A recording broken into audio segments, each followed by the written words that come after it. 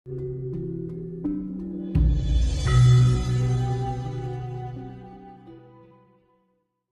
Pak Beb. Nah, Ya. leluhur kita itu kan dulu mau mati aja kan sudah tahu kan kapan harinya, ya kan sudah tahu. Nah, apakah mungkin manusia itu bisa mendahului kehendak dari Sang Pencipta? Ini jawabannya kembali lagi ke pertanyaan awal loh Mas Hendra ya. Pertanyaan ketiga tadi ya. Pertanyaan ketiga ini jawabannya kembali ke pertanyaan awal. Intinya gini. Mengungkap Sang Pencipta dengan yang diciptakan. Ini sama halnya mengungkap misteri gaibnya Linggayoni. Lah, Linggayoni inilah yang dimaksud Tuhan sesungguhnya. Lah, Linggayoni ini sebenarnya penggambaran dari apa sih? Penggambaran, kalau istilah saudara saya Mas Tinus, min sama plus itu tadi. Kalau harus saya samakan lagi, jadi yang dimaksud Tuhan itu sesungguhnya, waduh, berarti malam ini saya harus ngasih tahu beneran ya. Ini gak guyon ya Mas. Iya wis, mungkin sudah waktunya ya. Jadi alam semesta itulah yang dimaksud daripada Yoni. Sedangkan manusia ini tanpa terkecuali loh ya. Ini tanpa terkecuali. Sesungguhnya seluruh manusia itu adalah lingganya. Alam semesta ini adalah yoninya. Sedangkan seluruh manusia itu adalah lingganya. Lah, bersatunya atau manunggalnya antara lingga dan yoni, inilah yang dimaksud Tuhan. Sebenarnya ini bisa dibuktikan secara logika. Di daerah manapun, di negara manapun, lingga yoni selalu menjadi acuan ketika ada pengungkapan antara Sang Pencipta dan yang diciptakan. Kita bisa mengambil penggambaran sederhana saja. Adakah makhluk lain selain manusia hidup yang bisa menamai, menyebut, kira-kira ada enggak? Selain manusia hidup. Saya rasa tidak ada satupun makhluk selain manusia hidup yang bisa menamai, yang bisa menyebut. Sebenarnya ini contoh sederhana loh. Coba saja panjenengan renungkan.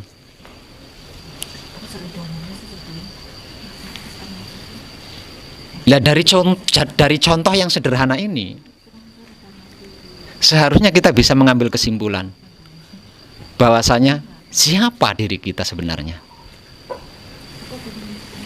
Namun yang perlu dipertanyakan secara mendalam, apakah perilaku kita, sifat kita, sikap kita seperti yang kita maksud sebagai Tuhan itu?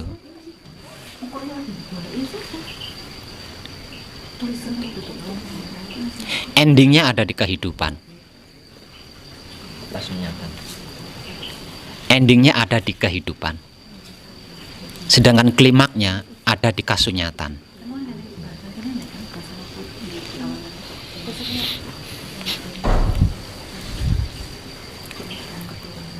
Untuk mengungkap secara rinci tentang Linggayoni,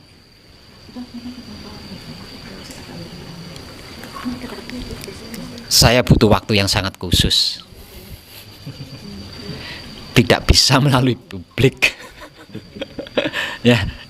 Namun yang pasti Sang Pencipta itu bukanlah gaib. Sebenarnya tentang ini di seluruh agama, semua agama sudah memberitahu tentang hal ini. Seluruh agama, seluruh keyakinan itu sudah memberitahu. Namun hanya saja kita selalu menganggap bahwa Tuhan itu gaib.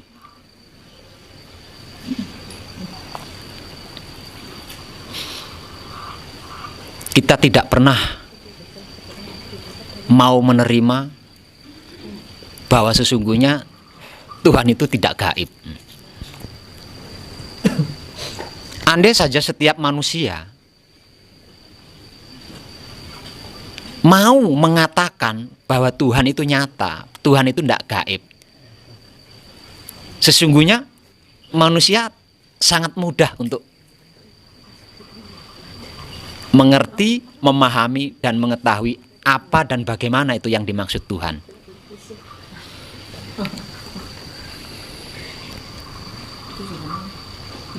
Secara simpel, Sang Pencipta adalah manunggaling kawula Gusti, atau manunggale lingga dan yoni, atau bisa juga dikatakan manunggaling manusia hidup dan alam semesta. Itulah yang dimaksud Sang Pencipta. Ini terlepas dari yang disebut Tuhan atau bukan.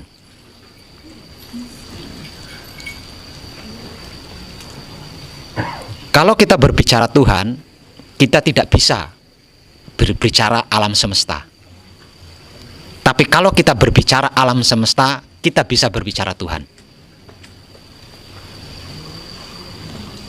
Karena Tuhan terlibat di dalam alam semesta, sedangkan alam semesta tidak terlibat di dalam Tuhan. Dan Tuhan yang selama ini kita cerna, sesungguhnya adalah alam semesta itu. Sedangkan yang dimaksud daripada Sang Pencipta, sesungguhnya adalah manunggalnya atau bersatunya antara alam semesta dan manusia hidup.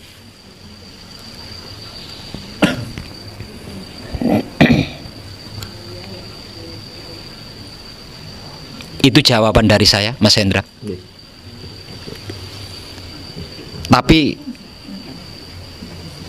saya yakin setiap pemirsa Ngaji Rasa yang nyimak video yang satu ini pasti penasaran. Pasti penasaran. Dan kepenasarannya hanya dapat diobati dengan kasunyatan. Tapi kalau secara publik, mohon maaf, saya tidak bisa untuk memberikan bukti kenyataannya.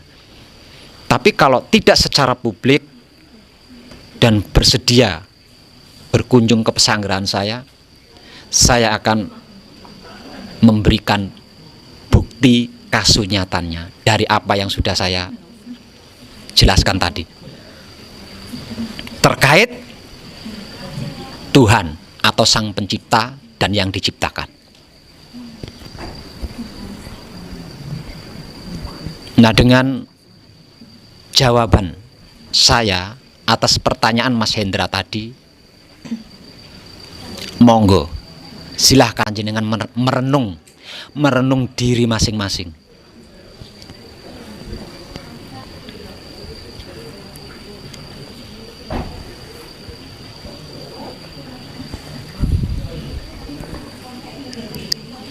Cukup, Mas Hendra? Ya, cukup. Ini terkait dengan takdir, Pak. Apa itu takdir dan apa benar takdir itu ada? Monggo penjelasannya. Takdir, menurut saya, takdir itu jalan hidup, Mas. Takdir itu jalan hidup. Jadi setiap makhluk hidup itu masing-masing memiliki jalan kehidupan sendiri-sendiri. Awalnya sama, akhirnya juga sama, namun prosesnya yang berbeda-beda. Awalnya sama, akhirnya sama, namun proses perjalanannya yang berbeda-beda. Jadi bisa saya katakan dengan jelas bahwa takdir itu sesungguhnya nggak ada. Takdir menurut pengertian umum loh ya. Takdir menurut pengertian umum itu tidak ada.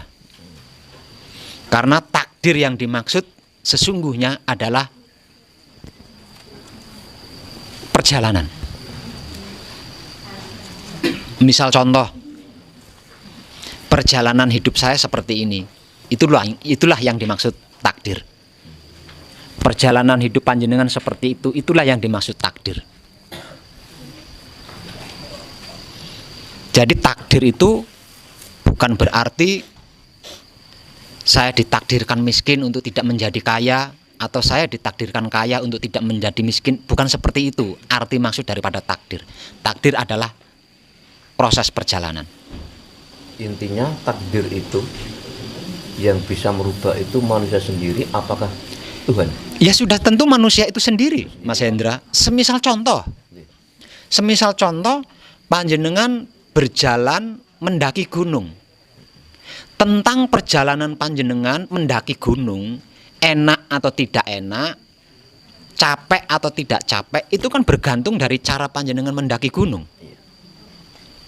Betapapun orang mengatakan gunung itu terjal, sulit untuk